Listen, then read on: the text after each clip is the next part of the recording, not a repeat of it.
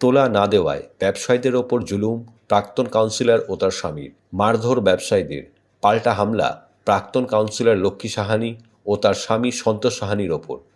হাওড়া পুরসভার 14 নম্বর ওয়ার্ডের পার্টি অফিসের সামনে ঘটল ঘটনাটি। উত্তর হাওড়ার বিধায়ক গৌতম চৌধুরীর বিরুদ্ধে ক্ষোভ প্রাক্তন কাউন্সিলরের। উত্তর হাওড়ায় আজকে প্রকাশ্যে দেখা গেল 14 নম্বর ওয়ার্ডের প্রাক্তন পৌরমাতা, সেখানকার প্রাক্তন ওয়ার্ড সভাপতি, তাদেরকে টিএমসিরই একটা গোষ্ঠী রাস্তায় ফেলে মারধর করছে। আমি আগেই বলেছিলাম 14 নম্বর ওয়ার্ডে তোলাবাজির একটা বড় স্থিতি আছে।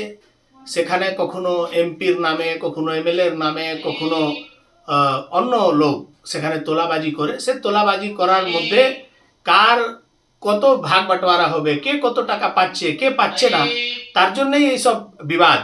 আজকে প্রকাশ্যেই আমরা দেখলাম যারা কোনোদিন ভোট লুটের জন্যে সাধারণ মানুষকে মারতো, ভয় দেখাতো, আজকে তাদেরকে ওখানকার স্থানীয় টিএমসি নেতারা তাদেরকে রাস্তায় ফেলে মারছে। এটা টিএমসির আসল চরিত্র।